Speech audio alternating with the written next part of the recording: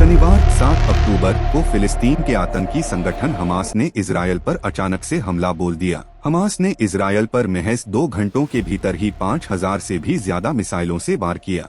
जब तक इजरायल के सुरक्षाकर्मी सतर्क हो पाते तब तक हमास के आतंकियों ने पैराग्लाइडर से इजरायल की सीमा में प्रवेश कर लिया और इस दौरान इन आतंकियों ने इजरायल के महिलाओं, बच्चों सहित बुजुर्ग नागरिकों को भी नहीं बख्शा। जवाबी कार्यवाही में इजरायल ने भी सैकड़ों आतंकियों को ढेर कर दिया। हमास ने ये हमला इस्माइल हानिया के नेतृत्व में की है।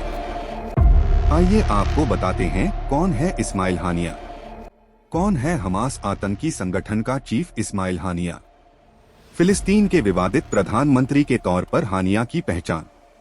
इजरायल में 3 सालों तक जेल में रह चुका है इस्माइल हानिया। आतंकी संगठन हमास का चीफ इस्माइल हानिया का जन्म 29 जनवरी 1962 को गाजा पट्टी के एक शरणार्थी शिविर में हुआ था। गाजा इस्लामिक विश्वविद्यालय में पढ़ाई के दौरान ही हानिया फिलिस्तीनी आतंकी संगठन हमास के साथ जुड़ गया था। साल 1997 में हमास ने उसका कद बढ़ाया। इस्माइल हानिया के नेतृत्व में साल 2006 में फिलिस्तीन ने चुनाव जीता और फिलिस्तीन के प्रधानमंत्री बना। इसके बाद साल 2007 में जब हमास संघर्ष अपने चरम पर था तब फिलिस्तीन के राष्ट्रपति महमूद अब्बास ने हानिया को बर्खास्त कर दिया था। हमास में है हानिया का दबदबा। मीडिया रिपोर्ट्स के मुताबिक सितंबर साल 2016 में हानिया को हमास के प्रमुख राजनीतिक ब्यूरो रहे खालिद मशाल की जगह देने का ऐलान किया गया और 6 मई 2017 के दिन हानिया को हमास के राजनीतिक प्रमुख के रूप में चुना गया था। इसके बाद अगस्त 2021 को एक बार फिर से हमास ने इस्माइल हानिया को फिर से अपना सर्वोच्च नेता चुना। इसके बाद हमास में निर्णय लेने वाली शूरा परिषद ने हानिया को 4 साल का नया कार्यकाल दिया था। हानिया को निर्विरोध ही चुना गया था। इस बात से पता चलता है कि हमास में हानिया का कितना दबदबा है। बर्खास्त होने के बाद भी प्रधानमंत्री बना रहा हानिया। इस्माइल हानिया हमास के संस्थापक अहमद यासीन के पूर्व सहयोगी हैं। साल 2004 में यासीन की इजराइल की एयर स्ट्राइक में हत्या कर दी गई थी। इसके बाद साल 2006 में संसदीय चुनाव जीतने के बाद इस्माइल हानिया को फिलिस्तीन का प्रधानमंत्री नियुक्त किया गया था।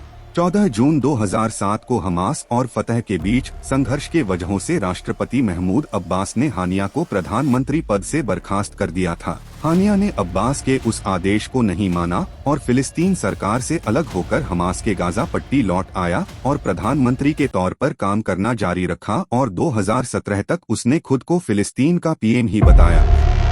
शरणार्थी शिविर में हुआ था जन्म। इस्माइल हानिया गाजा पट्टी के अलशती नाम के शरणार्थी शिविर में हुआ था। ये इलाका उस समय मिस्र के कब्जे में था। सन 1948 में अरब इजरायल युद्ध के दौरान हानिया के माता पिता अशकोन से भागकर शरणार्थी बन गए थे। हानिया ने साल 1989 में अरबी साहित्य में ग्रेजुएशन की डिग्री हासिल की। यूनिवर्सिटी में पढ़ाई के दौरान हानिया आतंकी संगठन हमास से जुड़ गया था। इसके पहले वो साल 1985 से 86 तक मुस्लिम ब्रदरहुड का प्रतिनिधित्व करने वाली छात्र परिषद का प्रमुख बनाया गया था। कौन है हमास का कमांडर?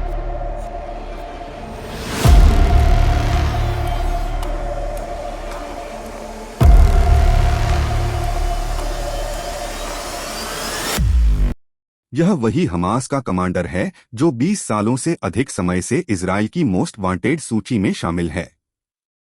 हमास द्वारा इजराइल पर किए गए इस हमले के बाद से ही एक बार फिर से वह चर्चा के केंद्र पर आ गया है।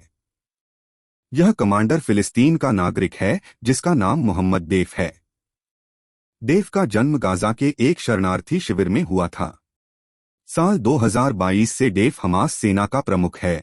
अभी तक इसने कई हमलों को अंजाम दे चुका है।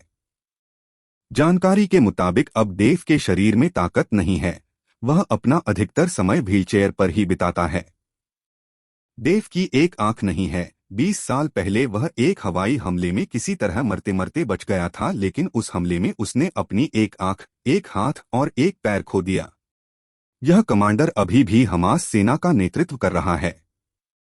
उसके चलने फिरने का एकमात्र साधन व्हीलचेयर ही है। देफ को मारने के लिए इजराइल कई बार कोशिश कर चुका है, लेकिन असफल रहा। खबरों की माने तो इजराइल ने देफ को मारने की कम से कम 7 बार कोशिश की है।